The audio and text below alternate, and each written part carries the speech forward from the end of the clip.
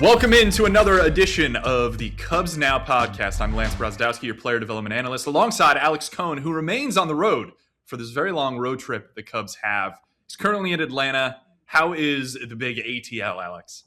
Is that what they? Yeah, I mean it's no, it's the ATL. We're definitely being welcomed to Atlanta. It's nice being down here when you're playing in a series like the Braves and the Cubs, two of the best teams in baseball, and you can see why. I mean, the Braves do pretty much everything well offensively, and then their starting pitching ERA is really good, and their bullpen ERA is really good. So you could see why they're one of the best teams in baseball, and the Cubs are just really rotating long winning streaks and short losing streaks. So you could tell why these are two of the best teams in baseball. I'll just say that. Yeah. From game one and even game two, I mean, we could get that vibe. Like, these two teams are very good. I imagine at some point we will get potentially some playoff baseball between these two teams, which will be a lot of fun to see. I think they're both structured somewhat similar too, in terms of offense being a big factor and then kind of figuring out the pitching side, despite the fact they both have pretty good results from a pitching standpoint. That's a beautiful segue to the power rankings that came out via MLB earlier this week, where the Cubs took the top spot, which is fantastic to see, getting some national attention, despite the fact I think they were doing a great job in prior weeks, and they probably had a case to be one of the best teams in baseball in some of the prior weeks. But the number one and two teams here, you got Cubs and Braves up top. I think that's kind of appropriate relative to what we've seen from both of these teams. I think when you have two 10-game winning streaks and it's the middle of May, you deserve to be at that top spot. You know that the Cubs obviously dealing with some injuries, especially to their starting rotation with Justin Steele and Cade Horton and Matthew Boyd. But what they've been able to do from an offensive standpoint, how consistent they are, top to bottom in their order, is something that really only the Braves can do, from their order as well. So I think that the Cubs certainly deserve this, but you just go through a gauntlet of a schedule. Like that series in Texas, not very easy, especially when you go against Jacob deGrom in that last series. And then the series against Atlanta, where obviously game one, the bullpen took over for the Braves, but then game three, you face off against Chris Sale. It's just not easy to win games on the road in general. And when you're doing it against Jacob deGrom, Chris Sale, and company, when you go against one really good team and another pretty good team, not easy to do. No, not at all. I mean, I'm curious to see how the series finishes out and how these rankings change week to week. We know these things jump around, right? It's very much recency biased off hot streaks and such. So I guess we'll eventually see what they end up as in next week and in future weeks. But this is a top 5 team in baseball, I think, without question, and it's been really fun to follow. This was an insane catch. I want to jump in and show this PCA catch from yesterday. It's one of those things where anytime you see Pete, he's doing something crazy to the point where you think something's insane like that, but then you think back to the other 5 catches he's already had this year, which are below 10% catch probability and thrown around on the Marquee Twitter account and other Twitter accounts that everyone's going, this dude is the greatest center fielder we've seen in a very long time. From the booth, though, how did it look? Because that bird's eye view of watching Pete in center is very different than if you're field level or even if you're watching game broadcast here, which has that bird's eye view, but it's just there's a different vibe to him in center when you're in the booth, isn't there? Yeah, it looks like he's gliding. It looks like it's just kind of poetry in motion as he tracks down the ball, times up the jump perfectly, crashing into the wall, smoothly throwing it in, just making the difficult look routine. And I mean, I remember seeing Pete for the first time in minor league baseball. I think it was 2023. Watching him take, batting practice fly balls and making behind the back catches, and then tracking a ball down from left center field to right center field. And I remember asking my pitching coach at the time, it was Ron Vallone, longtime big leaguer, one of the best immaculate gritters that you could possibly use because he played for 14 teams. And I'm like, who does he remind you of? And he's like, listen, I don't like comping 21-year-old players to big leaguers just because, it's tough. There's so much volatility there. But I'll say this. He reminds me of Kenny Lofton. I'm like, wow. To be able to comp a 20 to 21-year-old PCA to a guy who should be in the Hall of Fame, former Cub, multi, all-stars, and he's lived up to that hype. It feels like he was put on this earth to play center field in the big leagues for 12 to 15 years. It's that good. He's the best defender I've ever seen, and I've watched a lot of baseball.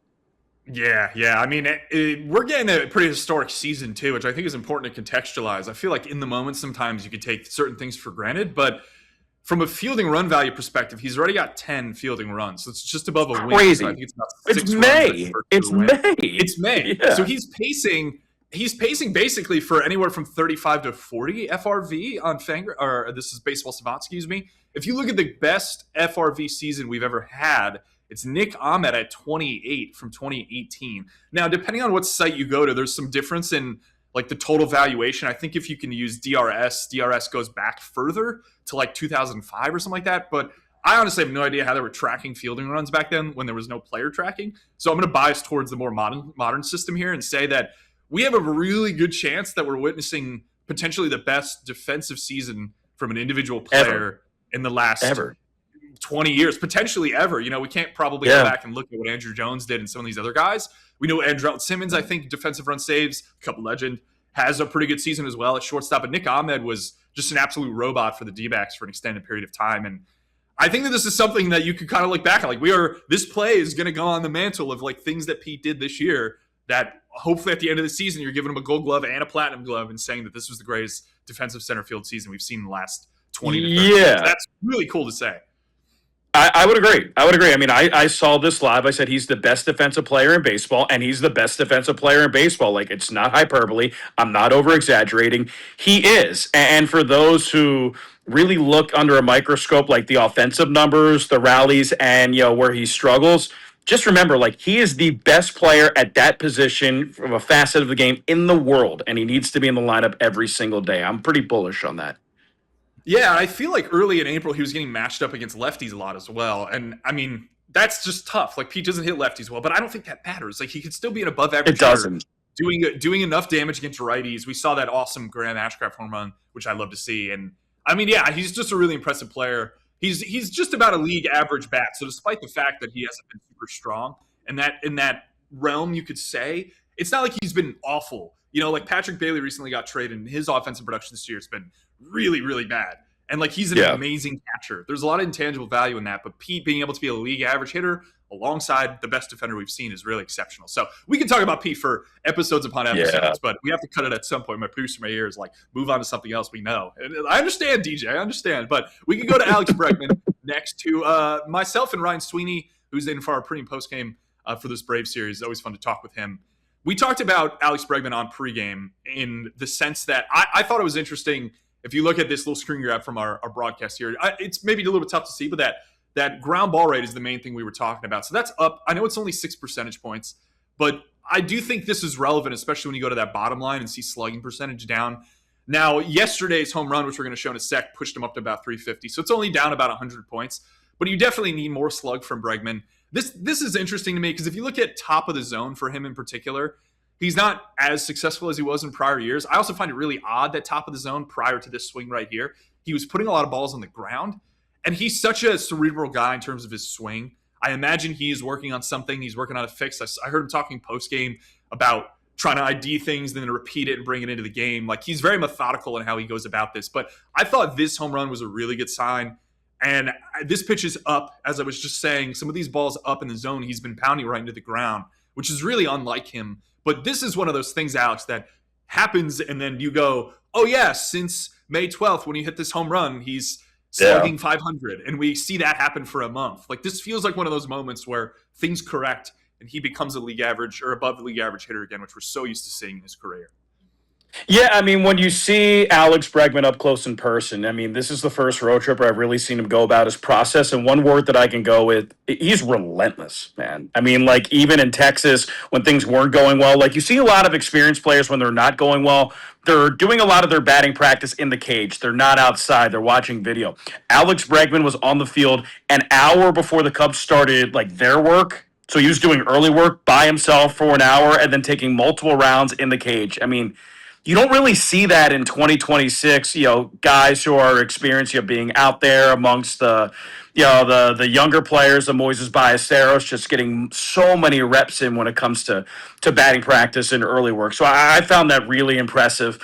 I also think that giving Alex Bregman the day off on Sunday, then the off day on Monday, and then the game on Tuesday helped really reset things. You'll hear about from Elise Menaker, Alex's process during that off day did some really cool things. So I just think that, like, he's relentless. And if you look at the body of work, this is a guy who has gone through slumps at time in his career before, but he needs that one game or that one series stretch And it really just turns things over from a 3-4 week standpoint where he's one of the better hitters in baseball. And I don't think this season will be any different. So maybe it's that home run. He almost had another home run on Tuesday night as well that just went to, it was a little bit left of the left field foul pole. So maybe this starts that 3 to 4 week stretch. I wouldn't be shocked. Yeah, I agree with you. I mean, we saw that off day really help Michael Busch as well, who's already back to being pretty much as good as he was last year, maybe a little bit under that from a total season standpoint. He's played 40 games. His slug's kicking back up. He's 10% above average from a weighted runs created plus standpoint. So I think that mental reset, that day off occasionally really helps. And Council's been really good at deploying that in a way that gets these guys back on track. So, I mean, the big thing about this offense is that despite the fact Bregman's slightly below average right now from an aggregate standpoint, you have other guys who've just been exceptional. Ian Happ's been great. Swanson's walking a ton. That like the total of the offense has been really good. So it's really encouraging, I think. And we said this earlier in the year too, when Bush was trying to get going and Say was trying to get going. Where if you have the baseline of offense that's so good and everyone's clicking, like Mo is clicking and Nico is absolutely raking from a slug standpoint, you like mitigate any risk of someone being slightly off. Yeah. And then you hope, obviously, long term as you get to October, that everyone clicks at the right time. And then that's how you make a run. That's how you win sweep series in the postseason. That's how you go on a heater for a month and get this team to the NLCS of the World Series. So that component, like how interconnected they are, is really important.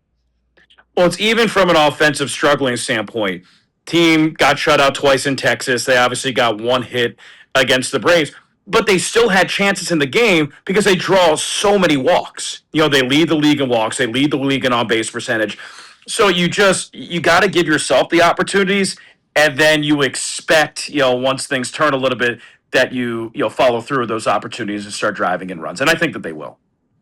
Yeah, I agree. And I think one thing we'll transition to now is we talk a little bit about runners in scoring position, which I got some thoughts here. I don't want to soapbox for too long. I want to get your thoughts on this. But I saw this tweet, and I think personally, there's two things in baseball that we talk about way too much. Batting order is number one. Has very little impact actually on player production if you look historically at data. Like you could pretty much invert your batting order and put your worst hitter first, and it doesn't really have that dramatic of an impact throughout the course of a season. Obviously, that no one is ever going to do that, but it's one of those things where if you think of the complete inverse, the fact that it has very little impact is a good signal that you should probably be talking about other things. RISP is another one. I mean, I saw this tweet and I was like, this is missing the point that the Cubs offense has been great this year. Like, I get that they're like slightly below average in RISP, but we're like a month and 10 days into the season. RISP is incredibly unstable on a game-to-game basis. And I just think it's something that's brought up way too much. It's a fair descriptor of why a team lost in a lot of circumstances, but it doesn't tell you anything beyond that. It's basically like saying, hey, this team scored more runs than the other team. And it's like, yeah, I could see that from looking at the score. Like the team that wins most of the time is going to hit better with RISP. Like you gotta help me out and inform me beyond RISP. Tell me what exactly happened. Why didn't they score with runners in scoring position? It was because Jacob deGrom was on the mound. He is very good at limiting hits in any instance. So of course your batting average is going to be lower with RISP. But I think that we got to get better about like not looking at peripheral things that aren't particularly stable in a season and saying like this is the problem. It's like, no, this isn't the problem. Like if you want to point out a problem, it's a tiny problem. Like, let's get Bregman going. Let's get some of these other peripheral pieces of the lineup that haven't been super hot to the point where they're good. RISP, to me, just is like the 20th thing that matters on a team that is this good. And I get frustrated sometimes with this stuff. So, I can't tell. No, I think with the volatility of runners on base, there are other stats and there are other metrics that show if you're a good offensive team or not. When it comes to runners in scoring position, I mean, there is an element where, should guys change their approach with runners on base? I guess it depends on where you're hitting in the order, how many outs there are, who's the pitcher on the mound, how many pitches he's thrown, is he wild, is he not? What are your past at-bats like? Like, I think it's a lot more nuanced than that. Like, let's say it's the 8th inning. It's a 3-3 game. There's runners at first and third. There's 2 outs. Like, I would expect a hitter to put a ball in play. And if you're looking at runners in scoring position and it says, oh, you're 0 for 9 with 7 strikeouts, then I'm pissed. But if you're 0 for 9 with no strikeouts and you hit a ball 105 and it's just caught by the shortstop, then it doesn't tell the whole story. So, like, I kind of agree with you, but also, like, with runners in scoring position, there is an element to guys changing their approach at the plate where they're more contact first. And it's not with every player. It's not with the middle of the order hitter. It's not with, less than 2 outs because you're expected to try to drive the baseball and really let it rip. But I think situationally, you can look at things like, all right, like it's late in the game, less than 2 outs, first and third, you don't bring a runner in. What are those at bats like? And if they are strikeouts and weak contact, then I can dive into that a little bit more. But just RISP on its surface, not enough for me. Yeah, I agree with you. I mean, it's just one of those things. Like you're saying, RISP has been a problem. The Cubs are like just below, I believe, 240 batting average with RISP. I think like the league average is 247 or something in that window. Let's say something around, or let's say the Cubs are sub 230 and it's 235. Regardless, it's like 10 points, 20 points. Yeah. So you're telling me if they got one more hit a week in terms of RISP, you would not be complaining. Like, just think about how insane that is to think that's a problem. It is kind of insane. Yeah. Like, it's like, why are we spending time, emotional time, trying to complain about this? And Petriello had a really good tweet about this, friend of the program here. Again, this looks insane. You're like, why is Lance putting a graph on screen that looks stupid? That's the point. What he's showing is monthly RISP by team. That is a mess, which means it's not stable. If this was something that was consistent, you'd see straight lines. Or if it improved over time, say as the weather warmed up or something, you would see all these lines increase. It does not, which to me says if you're looking at RISP on a monthly basis or a 5-game basis or a 10-game basis, you're really not learning anything. You're just telling me they didn't score runs, which is not particularly valuable. So anyways, I could talk about this for forever, but it's something that's frustrated me for a while. And we got to get better. We got to get better as a society, and I know you're on. You know what? I'm really glad, Lance, that Cubs Now can serve as like your therapy session because that looks like an extra sketch. What it is. So that is it. And you know why it's an extra sketch? Because RISP is not something to talk about on a daily basis with any baseball team. So anyways, I can complain about this forever. We got to take a break. On the other side, we'll talk more Cubs baseball. We got a prospect in the minors that I'm interested in that I want to call out as well. So stick with us.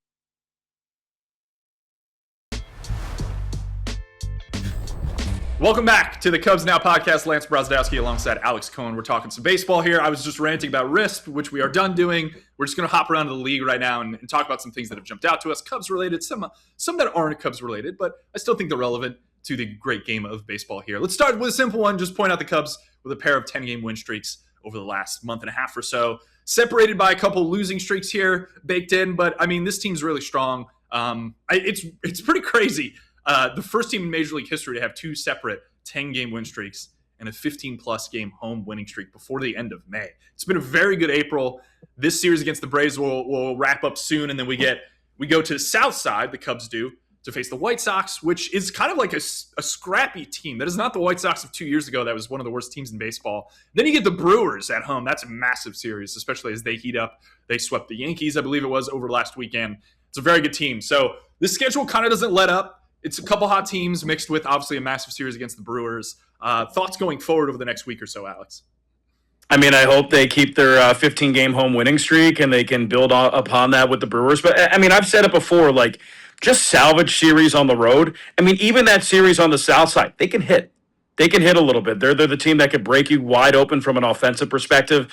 And all you have to do when you're in Atlanta and when you're in Chicago or the White Sox and in Texas, just salvage the series and take care of business at home. The Cubs have obviously done that to start the season. When you have two 10-plus game winning streaks and it's May, it kind of feels like it's a special team. We're going to look back on that in August or September when they clinch a playoff. It's like that was the reason why this is happening. This is the reason why we're in contention to win a division title. This is the reason why we're clinching a playoff berth because of sort of what you built in late April and early May, and it gives you just a lot more runway to figure out the rest of the season. And, especially the series they won against Cincinnati, the 3 walk-offs, trailing in the 9th inning, and they had 12 come-from-behind victories, after that stretch. So I just think it's a really special team, and to be able to win that many games in a row so early in the season where teams are still trying to figure each other out and themselves out, it's pretty cool.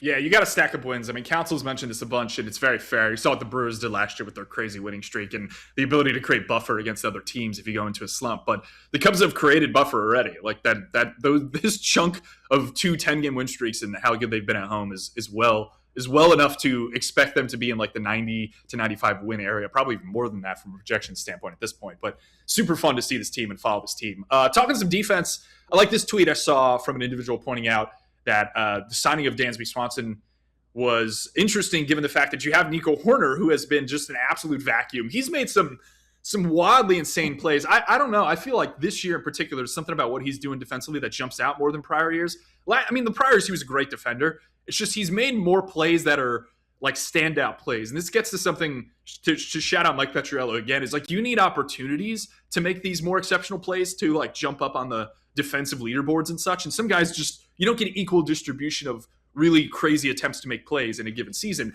To me, it feels like Nico has gotten, as my dog's barking in the background, apologies. She's excited about Nico Horner. She's like, Nico, I agree. You're underselling him. He's underrated. But I think that he has got opportunities to make these plays, and that, to me, makes it stand out this year relative to prior seasons. What have you seen from him from the booth?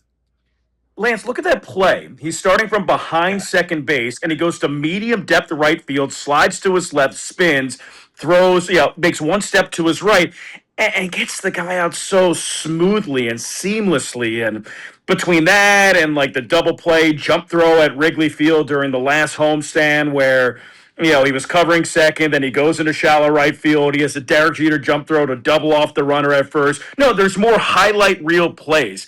And he's just so sound defensively. Like, he was a good shortstop, a very good shortstop at Stanford, a very good shortstop coming up. But the fact that you can get Dansby Swanson for 7 years, play shortstop, Nico Horner at second, it's the best shortstop second base tandem in the league. And the fact that you can have that for over a half a decade, the Cubs are a lot better for it. So, yes, I think Nico Horner would have been a good shortstop, Gold Glove caliber shortstop. He is the best defensive second baseman in baseball to go with Dansby Swanson at short. It's really fun to watch them do their work every day up the middle. Cubs infield defense and up the middle defense has just been exceptional. It's really fun to see that. I want to shout out a prospect here. This is a name, if you watch Road to Wrigley, we're always hunting kind of pitchers, peripheral arms that the Cubs can rely on in the future. They've been a little light on this side of things for the last couple of years, partially because they've graduated a lot of guys like Cade Horton and Ben Brown. We're seeing, pitch pretty well as well. But this is an interesting name. This is Caleb Wing. They paid him $1.5 million in the fourth round last year at a Scotts Valley High School in California. 6'2" righty. He's only 19 years old, and he's still in the complex. So getting data, as Brian Smith does here, is a little bit tougher to do until the guy gets to a full season affiliate. But I just want to point him out. He's a name that I think to keep on the radar. Smith's mentioning like the data from last start was really good. He's up to 95. It's a lot of vert. So if we saw him in I believe the spring breakout game, his slot's a little high. Yeah. He's got a really sick changeup. It's super funky relative to how his slot works. And he has really nice spin capacity on his breaking balls to go alongside the changeup. So it's a good like trio. Like a lot of the guys you'll see, I think like Ben Brown does a great job with the curveball, but doesn't have like an exceptional changeup. He's still working on the kick change. Cade Horton is an example of having both, where he has good sweep and he has good arm side. That's what Caleb Wing, the template, seems to be. So this is a name that I know Jim Callis and I both had inside our top 20, but is one that now, as we get more info trickling out, maybe has some case to be higher up on lists, potentially a top 10 prospect in the org. But I do want to see him go to full season affiliate, which we probably will see at some point. He'll probably get to Myrtle. But this is a fun name. So it's good to see them doing a good job of the draft and grabbing some names that at least have some upside for them long term. My quick comment on him, I watched him in the spring game, and just the mound presence, the stuff, the hair out of the back of the cap, the athletic delivery, reminded me of a certain somebody, a certain Cy Young Award winner. Little Tim Lincecum in him. Oh, that's fun. Yeah, he's a loose dude. Yeah, a little shorter, loose. I get that. I dig that. That's a nice one. It's good. It's a high slot too. That works for sure. A couple more before we get out of here. Derek Lee. Anytime Nakayeti shouts something out like this, we always bring it up. I know my guy Cole Wright's always around the studio with I believe it's a Nakayeti sweatshirt that he wears in that nice little blue. Two players in Cubs history with at least a 900 OPS across a minimum of 4,000 plate appearances. It's Sammy Sosa and Derek Lee. Yeah, I think it's fair that people don't talk enough about him. Although I feel like on Marquee we talk about him a lot. We talk about him enough where we bring him into a Cubs Now podcast like this, and just to shout him out because he had such an incredible career with the Cubs, Alex. I think we got to give him a little credit for being an Ironman. We're talking about like Matt Olson and his career games played and his streak, how he plays 162 every year. Derek Lee played 155 games or more in 7 years. Like a guy who was one of the better right-handed hitters of his generation and played every day. Yeah, super impressive stuff. Last one here, we wanted to shout out the Louisville Bats, who had a nothing night, which from my understanding is like nothing happened on the field. You just went there and like watched baseball. There was no music. There was no announcers, blah, blah, blah. Like it was a cool on-field promo, a little bit distinct. Have you ever seen something like this in the minors? I have. One time we had a game where it was closed out, to the fans because it was like weather or flooding, and there was just nothing. They just played ball. This is a game that my 78-year dad would love, and a game that's like the antithesis of minor league baseball. So it kind of goes in like both directions. It's very divergent. Yeah, I love it. Yeah, it's good stuff from the Louisville Bats. It's the AAA affiliate of the Cincinnati Reds there. Fun. I don't know if maybe the Iowa Cubs, maybe send that to the Iowa Cubs to do something like that. But anyways, no, I like the vibes. Baseball vibes are great. And I imagine going to the park and not hearing anything is somewhat throwback to like high school ball days or Yeah. ball days. You get stuff, just the announcer and whatnot. The baseball purist in it would find it very soothing. I think the average fan going to a minor league baseball game would be rattled. Yeah, I can imagine. The silence is deafening, I guess is the way to put it. Anyways, great Cubs Now podcast. Always fun talking to you, man. Cubs are back home, so we'll see you. Hopefully, be back in person very soon in another episode of the Cubs Now podcast. Appreciate you guys as always. Take care.